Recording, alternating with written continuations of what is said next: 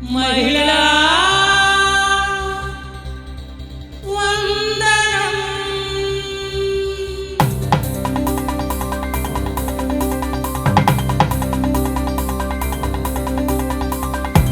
ఒక బొట్టు రక్తముతోటి తల్లి అయి బిడ్డకు జన్మనిచ్చే మహిళా మహిళా. ఒక బొట్టు రక్త